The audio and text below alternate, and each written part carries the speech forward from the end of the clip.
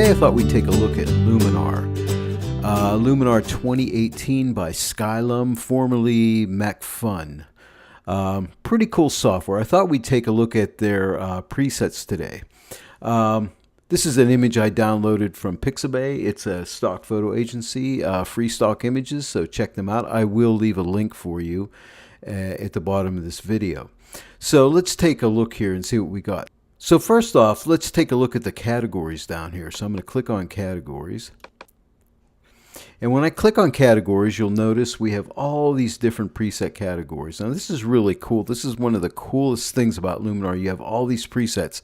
And I look at this guy's inspiration. You want to get inspired. You have a photo that you want to take into a new direction.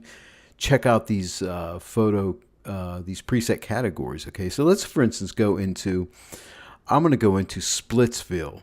This is a really cool preset. So I'm going to click it. And when I do, you notice down here at the bottom, you'll see a bunch of thumbnails come across the bottom. And these are all presets. So then you can go ahead and start clicking on these and say, oh, that looks pretty awesome. Let's click on the next one. Not so much for this particular image, but let's keep looking. I really like the look of that. Let's check another one out here. Let's look across. This one right here looks pretty cool. I kind of like that. Some kind of like bluish tones in the shadow areas of the image.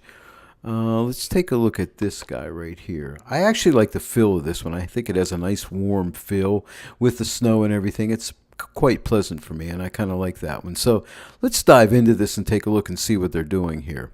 Okay. Now, if we want to, we can come up to the top here and see this little icon right here. If we click it, we can shut off the preset panel. That way we have more real estate here on the screen. Okay, so let's start looking at these different filters over here. And if we look over to the right-hand side of Luminar, we see all these different filters. Now, these particular filters make up this particular preset. And if I click on Add Filters, you can clearly see here we have tons of filters to choose from in Luminar. It's a wonderful piece of software. But let's click Add Filters just to shut that off. And let's go over here and let's shut all these filters off and look at them one by one. Okay? So when I get to the top one and shut it off, we're back to the original image. So here's the original image right here. Okay, so now let's click on our first. See the little eyeball here? I'm going to click that on, and we're going to click on the first filter, which is called the cross-processing filter. And in the cross-processing filter, click it on and off, we can see the difference. So you can see the little change that has made. Now inside here, where it says type, is a little drop down, and we have different types in here. And so we can click on these. Now notice here, this was on Memphis. So if I click on Tokyo, that's the look. And they're names of cities. Let's go to Monterey. Pick the one that you like. Let's go to Auckland. And again, guys, you can go through and try all these out. But let's go back to, I believe it was Memphis, if my memory serves me correctly. Okay, so let's leave that one on. And then you have an amount here. Look, you can add a lot or a little.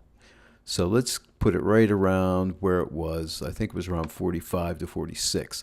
Let's go to the next filter, which is called split toning, and let's turn that one on.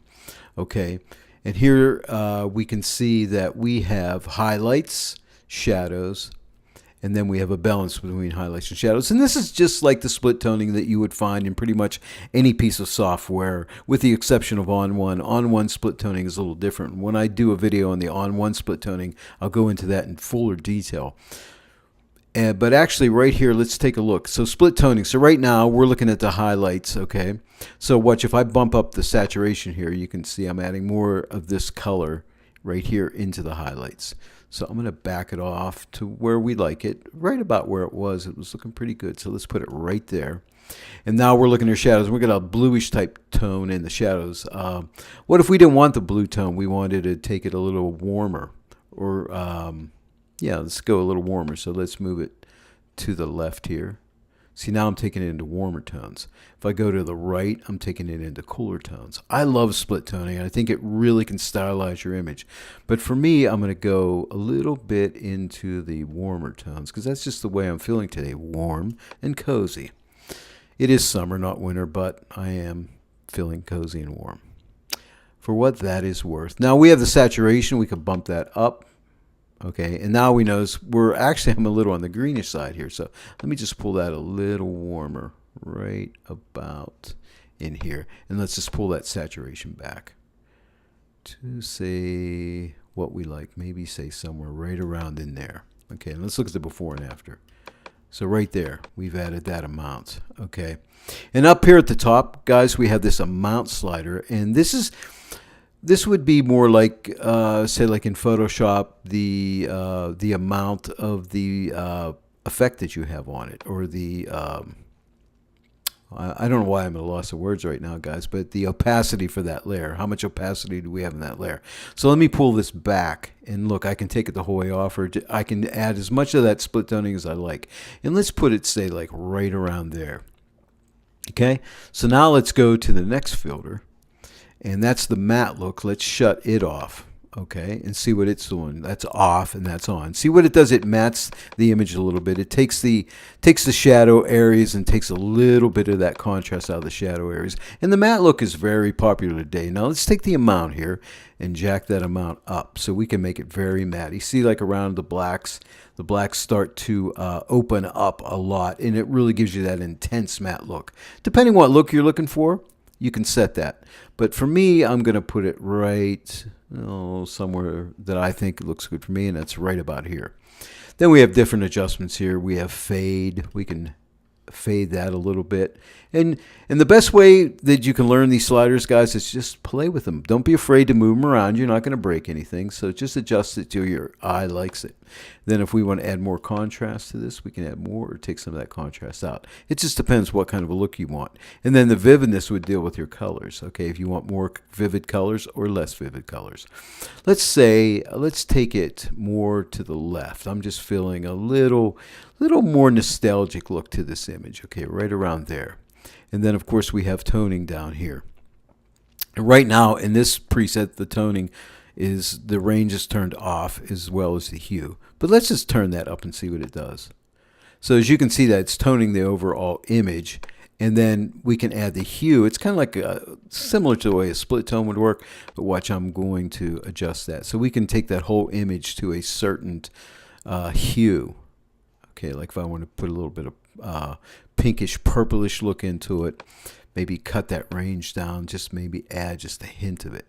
So again, guys, stylization here and artistic looks. And this is all up to you what you want to do. You create the look that you want, but I'll tell you, Luminar is a wonderful program, and it really helps you get very creative. And as I said, those presets really help you to start out and get the creative juices flowing. Okay? And next is the soft glow. Now let's turn it on and see what it's doing. Okay, as you can see, it's not doing too much, and the amount is really turned down. So let's turn that amount slider up. And see that glow? Look up in this area right here as I move that up. And you can see that glow is starting to come into the picture. See how it makes that snow bloom a little bit? So I'm just going to pull it up a little bit more than what they had it.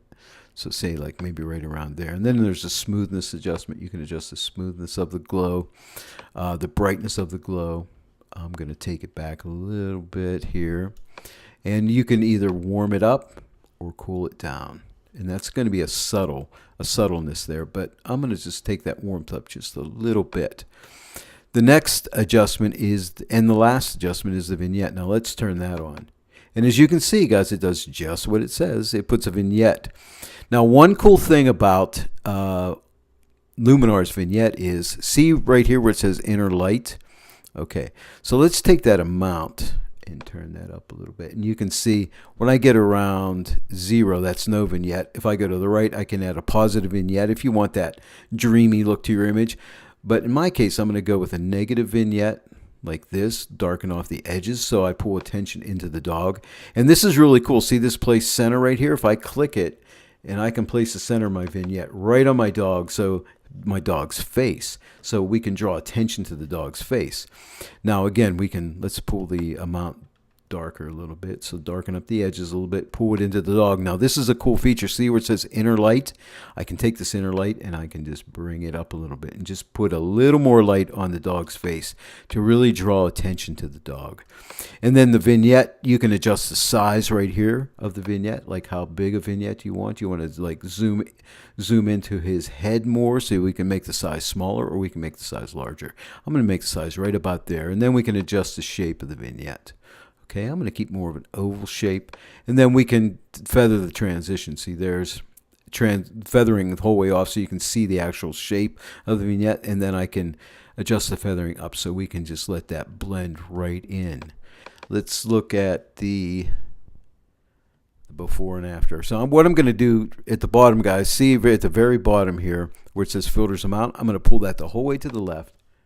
There's our before. And there's our after. And again, like if this filters are looking a little too strong for you, you can just ease off. And this adjustment here deals with every one of these filters. So if I pull this back, I'm just gently pulling those filters back. And let's say like maybe I'm not going to go 100%. I'm going to go right in there.